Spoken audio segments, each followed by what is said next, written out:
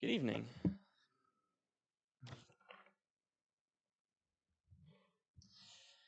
Have you ever heard of the so-called Socratic method? It's one of my favorites. I used to use it when I was a kid. My mother did not like it. Essentially, if you don't know what it is, it's just asking why. Trying to find the root of a question. You're trying to find the answer, the basic answer. Always ask why, and eventually you'll get down to the point, right? And so let's do this little exercise while I'm standing up here. We might ask, why am I up here? Well, because Mike told me to be up here. Said it's my turn to preach. Okay, well, why did he say it's my turn to preach? Well, Caleb did it last week, so it's mine. Or maybe we answer that question, well, it's my job. Okay, why is it my job? Well, because I volunteered for it. Okay, why did I do that? And eventually, you work down long enough and you'll finally find the root answer to the real cause of why I'm up here. It's not just that I'm scheduled, it's something else, but you have to peel back a few layers before you get it. Why am I here? And people have been asking that question since forever about the most basic things in life. It's not just about me being here in a pulpit and you being here in the pews. It's about, why are we at church at all? Why are we in the Silicon Valley at all, or in California, or in America? Why are we living at all?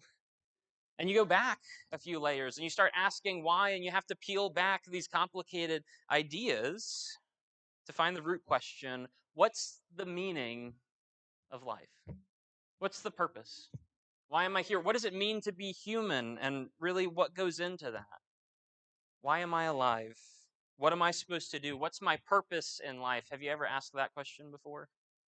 Have you run across people here who are asking that question? Because people here are asking that question all the time. You've got the money, you've got not the property, but you've got everything, you've got enough. So, what is there to life? And it's ironic that we've been asking this since the very beginning, because it got answered in the very beginning. If you would turn back to Genesis chapter 1, the first page of your Bibles, Genesis chapter 1, and we'll be covering this chapter tonight. This is not a lesson strictly about discipleship, but it will be adjacent in the last point. So I'll come around to it, the theme for the year. We'll get there eventually, but for now I want to talk about creation.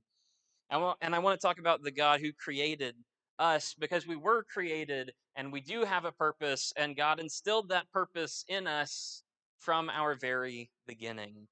Here in creation, you see three basic ideas that God does.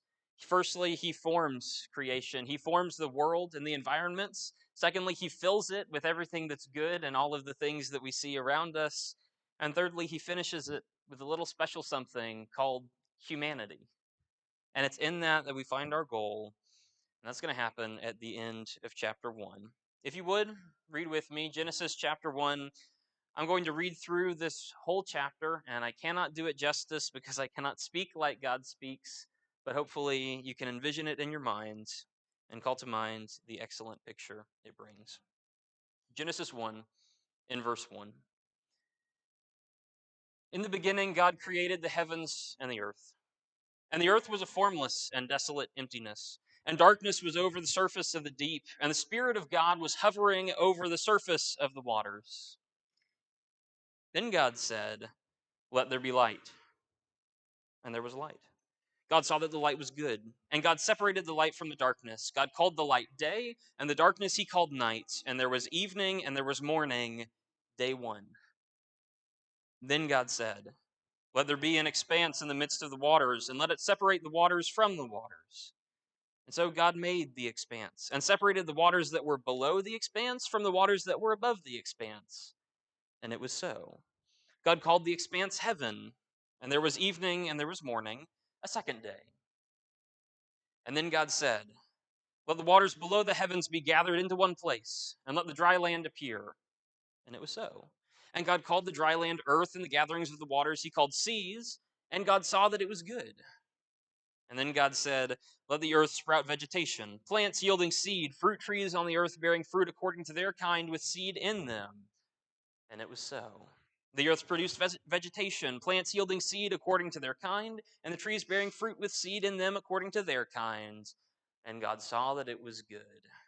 And there was evening, and there was morning, a third day. Are you starting to see the pattern?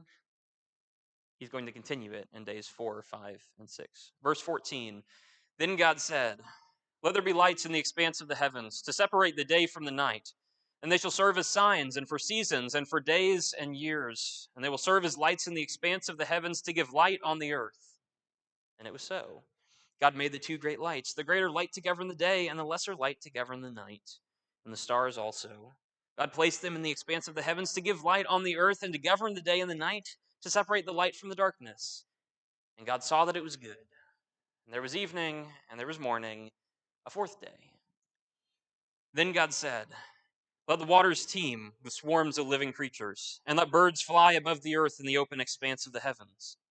And God created the great sea creatures, and every living creature that moves, with which the water swarmed, according to their kinds, and every winged bird according to its kind. And God saw that it was good. And God blessed them, saying, be fruitful and multiply, fill the waters in the seas, and let the birds multiply on the earth. And there was evening, and there was morning, a fifth day. Then God said, let the earth produce living creatures according to their kind, livestock and crawling things, and animals of the earth according to their kind. And it was so.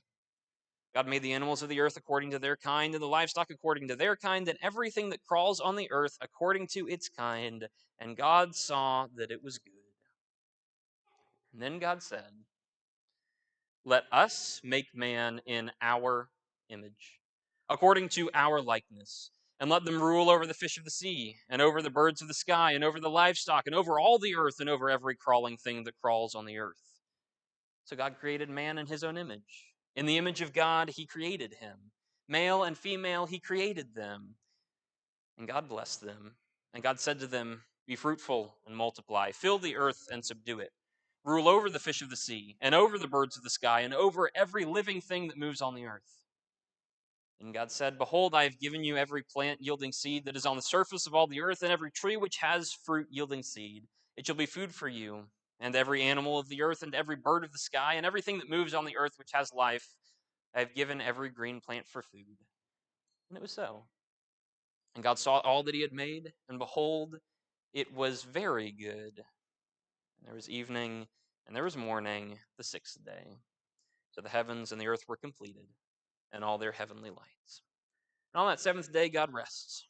It's recorded in the first part of chapter 2. I don't know why there's a chapter break there, but there is. And so we move on. In the beginning, you notice this massive claim that starts off the entire book. The first book of the Bible, the first exposure we have towards this scripture, this holy book. And what does it say? It says, God creates. That's it. It's the simple claim that defines the Bible is in the beginning, God. Nothing else exists in the beginning. God alone exists. In the beginning, there is nothing. There is nothing worth mentioning. There is nothing that exists. You see a picture in verse 2 of desolation and emptiness, of darkness and void, and just nothing. God's Spirit is hovering over the waters, surveying the chaos and the emptiness, and reporting back to God, there's nothing here. And God reaches in and makes something. We all know this, right? We all know that God created the world. Something had to do it. It didn't come from nothing. It didn't come just because it happened one day. There was something in the beginning that was God, a great powerful force, and he made everything come into existence. He did it as it's recorded in a very poetic way. He did it in 6 days and resting on a seventh. That's where we get the structure of a week. That's where that comes from, is because that's how God created it in the beginning. 7 is God's number. He's imparted that on the world. And today we mark it on our calendars and don't even really think about it. God created. Everyone can see that. Maybe that's why God's name is what it is in the first chapter. In the first chapter, you've probably heard this before. God, the word for God is Elohim. It's a generic word for God. He's not named Jehovah or Yahweh until chapter 2 and verse 4. Because guess what?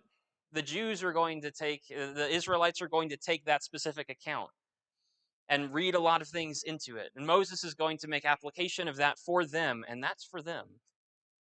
But everyone knows that something created the world. In the beginning, there was God, nothing else. And God comes out and does a lot of work. 6 days he performs this work, and he does it in 3 separate sections. I'll give it to you right here, and then we'll walk through them one by one. Firstly, God forms the world. He forms the environments and the surroundings. In the first 3 days of creation, he forms everything external. He forms light first, and then he forms the sea and the sky, and then he forms the land. He forms those surroundings first, and then he comes around and fills them. Correspondingly, he made light, and then he made the sun, moon, and stars to use the light. He made the sea and the sky. He makes the birds and the fish to use those. He made the lands, and he made food on the lands. He then makes animals to use that, and men to use it all. God forms everything, and then he fills each environment with its appropriate stuffing. Ultimately, he's going to come around and finish it. And that's the creation of humanity. And that's really the point, the meat of this lesson. That's where we're going. That's the important part, but we have to get through the first part of it to build it up. And so that's where we're going to talk about humankind. But first, you have to talk about the various steps it took to get there. In the first 3 days, God creates these surroundings. Like any great chef who's making a pie, you make the pie crust before you put the filling inside it. And so he establishes light. And so he establishes sea and sky. And so he establishes land before he's going to fill each of those things. You see a pattern here. It's repeated in the language as you move throughout this section. God sees a deficiency. He steps in, he fixes the issue, he touches it up, and he makes it good, and he approves it, and that's day 1. And then he does the same thing on day 2, and then he does the same thing on day 3. And you see it through the lens of these commands. God looks, he sees there is no light. Everything is darkness. And so God said, "Let there be light." And there was light. And then he assigns the light where it goes. And he saw that it was good, and there was evening, and there was morning, day 1. You walk through that, and it's the same basic pattern repeated 6 times over. God is consistent as he forms the first part of the world. And you see 3 things about God in this section. One thing for each of the days. For instance, you see on the first day that God can make light out of darkness. Where there was nothing, God can make something. Where there was evil, God can make good. Where there was a void, God can fill it. And he starts out by making light. He makes light. And then there was light. He just says it and it happens. And then he spends an entire day making sure that everything works out just fine. Isn't that interesting? I'll go ahead and insert this here, just this little thought. God takes a day to create each of these things. I don't think he needed 24 hours to do it. He speaks light into existence, then it was. And then what does he do? He sets boundaries, he sets parameters, he names it, he does specific things with it, he makes sure that it functions properly. He oversees its influence on everything. God handcrafts the light to do exactly what he wants it to do. He cares about his creation, he is personally involved each step of the way. He makes light. He makes light from darkness. That's the first thing you learn about this God. Second thing you learn about God on day 2 is he creates order from the chaos. Water is typically used in ancient writings to represent a chaotic element and something that cannot be controlled. God steps into a world full of darkness and water. He changes the darkness and he fixes the water.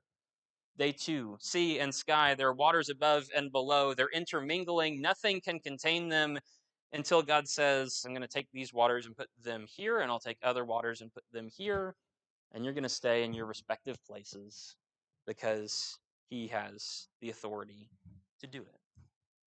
What everybody else is worried about, what everybody else sees as chaos, God sees as an opportunity to establish boundaries and set control.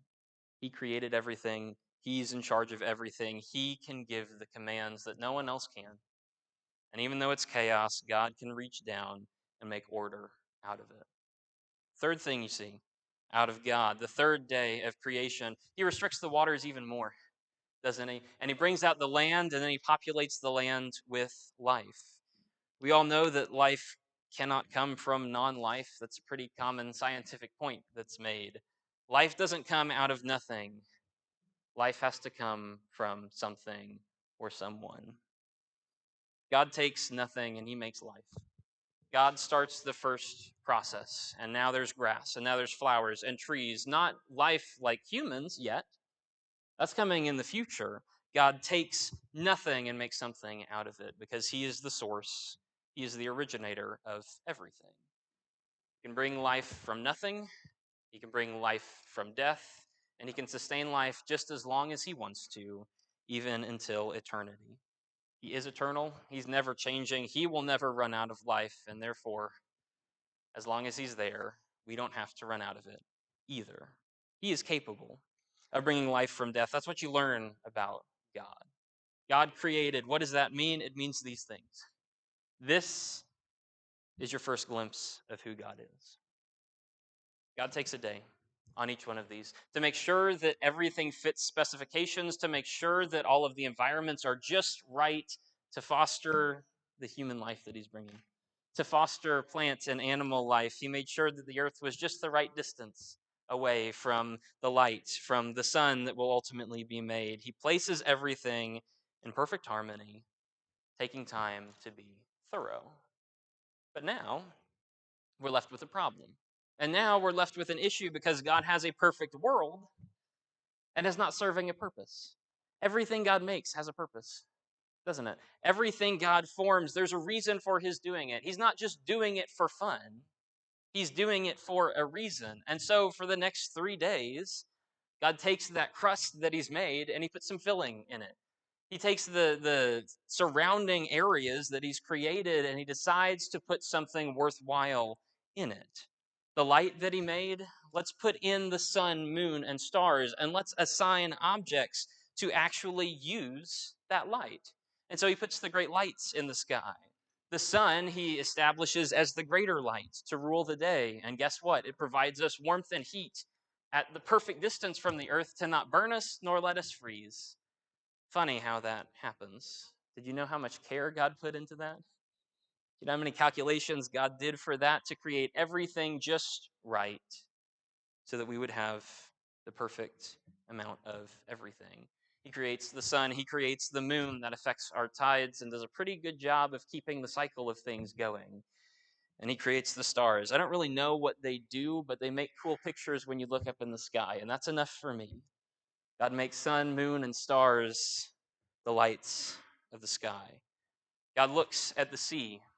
He looks at the chaos on day 2 and makes it into something orderly. And you notice on day 5, he creates creatures that follow the rules. There's this really weird section that I've never been able to figure out in verse 22, where God gives the birds and the fish commands.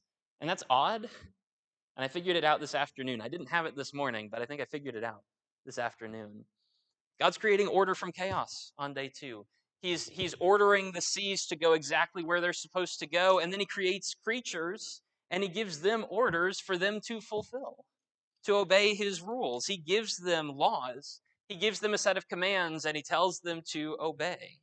In verse 22, be fruitful and multiply, fill the waters, let the birds multiply on the earth.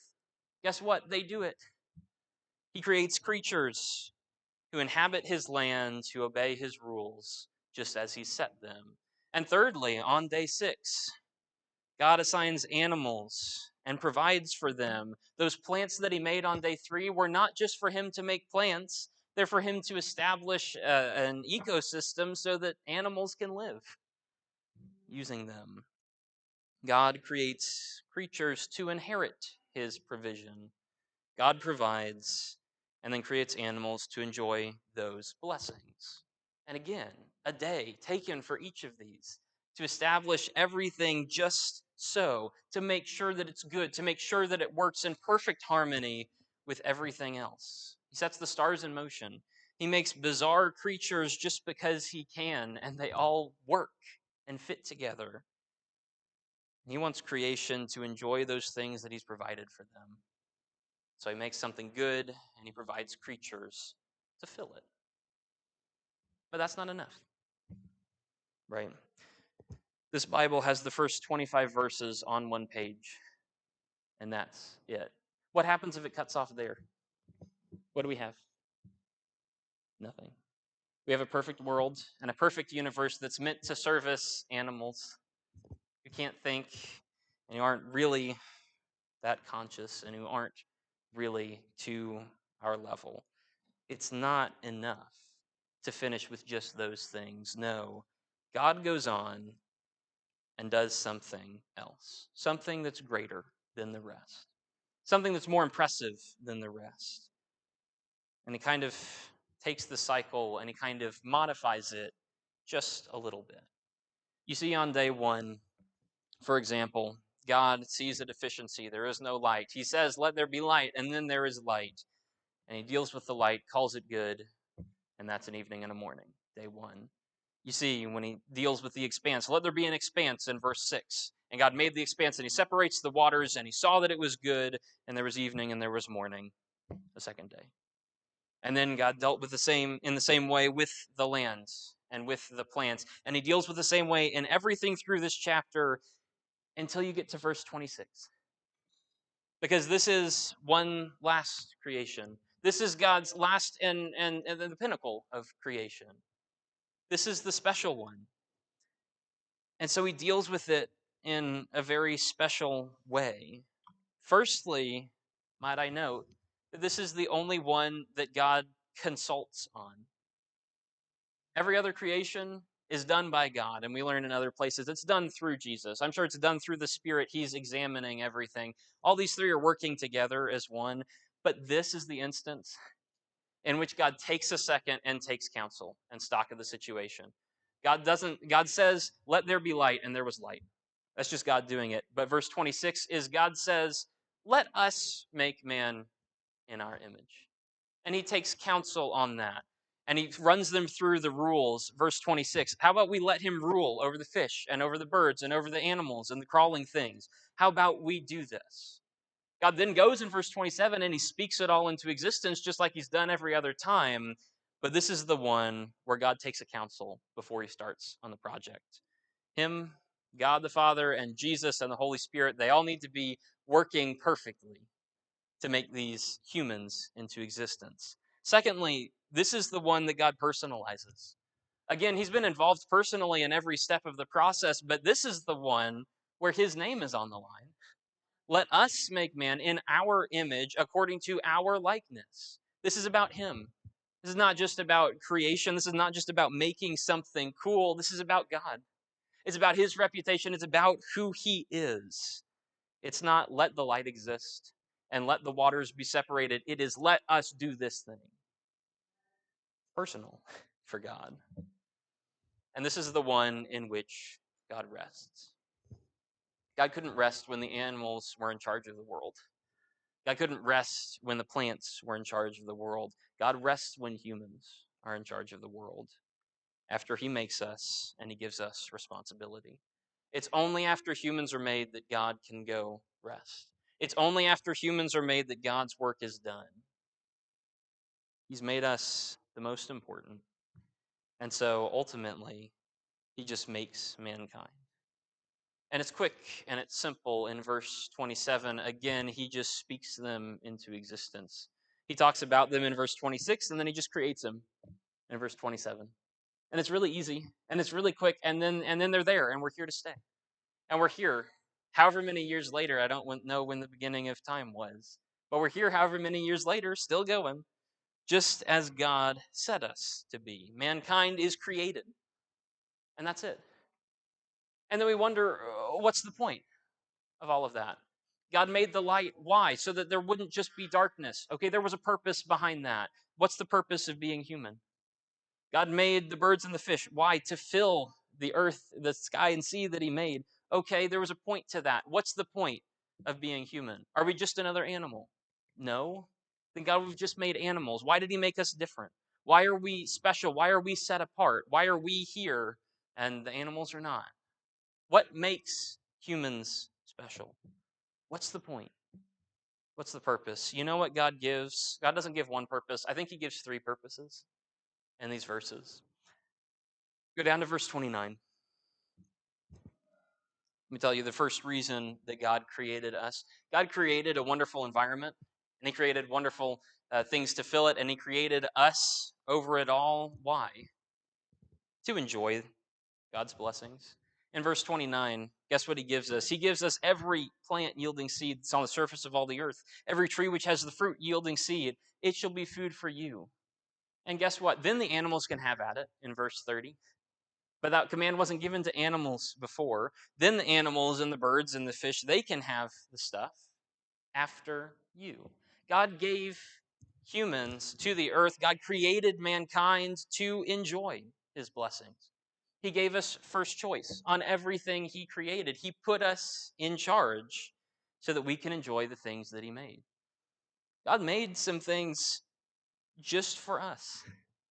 God didn't have to make life enjoyable. He didn't have to give us friends and family. He didn't have to give us good tasting food, and yet he did. Why?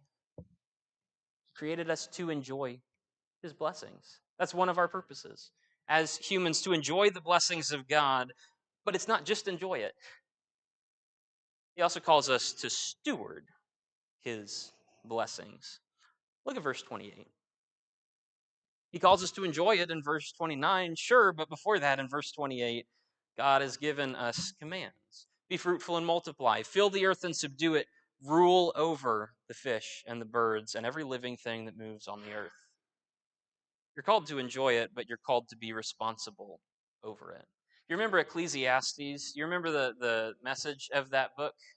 Guess what? God said, enjoy your life, but do so responsibly. Solomon says, do whatever you want and live it up, but remember that God's going to call you into account for everything that you do. Enjoy the blessings. Sure, have at it. Have fun. Be a good steward of what you've been given. And God uses that example several times in the New Testament. Do you remember the parable of the talents? God has everything, and then what? He gives his servants special blessings. You get 5, you get 2, you get 1, and then he goes away. And he leaves those servants to be good stewards of his stuff with the expectation that he returns at some point and requires something from you. Enjoy it while you can. Use it as you want to, but remember that God has given you authority and dominion. We have a job. It's not just about our enjoyment, it's about doing the job to rule and do so well. But all of this stems from the most important part. It's not just about enjoying, it's not just about stewarding, it is about being the blessings of God. Because when God creates man, the first thing that he says is not, oh, you should have at it and enjoy your life. The first thing he says is, I'm going to make you in my own image.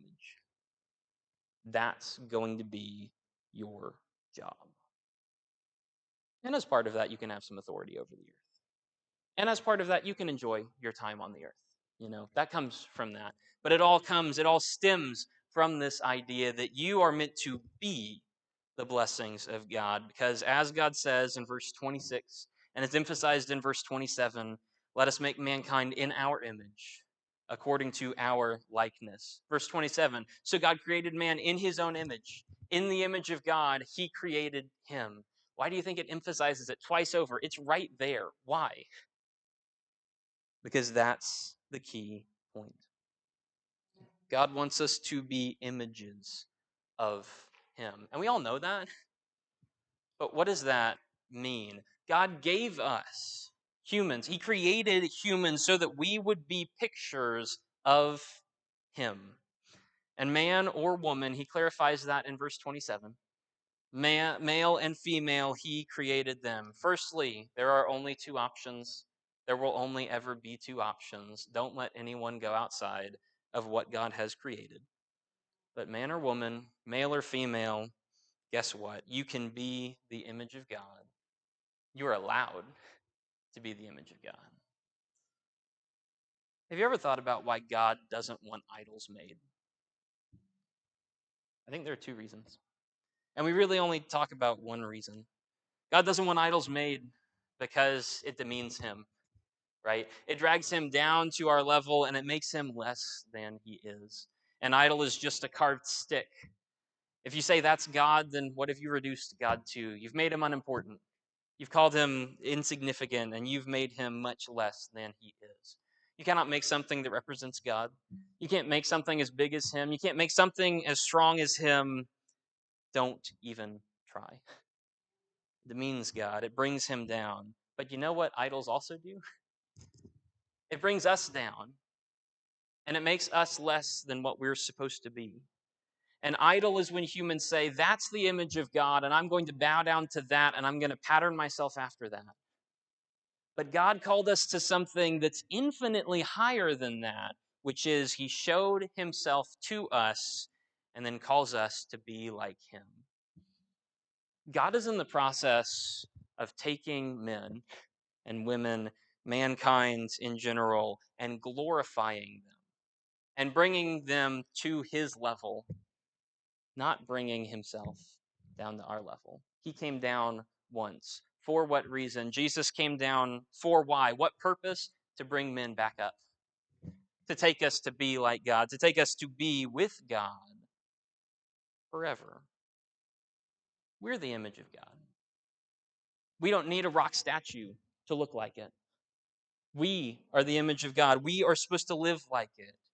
We are the ones who bear that responsibility. You ever find yourself wandering around in life, wondering what you're doing and why you're existing and what the purpose of it all is? You know, this is the purpose. And God doesn't want you to trade your purpose away to an inanimate object and to give that away and to live for nothing, because he's called you to so much more.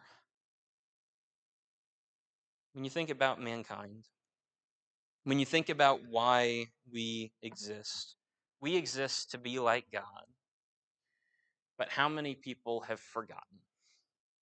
How many people have made the idols and pursued their own pleasures and gone after their own ideas and sought their own wants? And instead of following God, instead of patterning ourselves off of him, instead of being like him, we instead become much less. Humans can't afford to forget why we exist. We exist to be like God, and that's the only purpose worth having.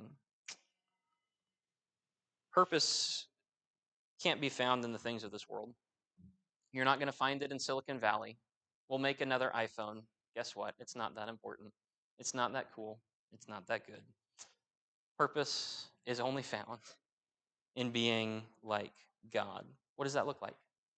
Right? When you think about being like God, what does that bring to your mind? Maybe it means you need to talk like he talks. That's going to help you be like God. Maybe it means you need to live like he lives.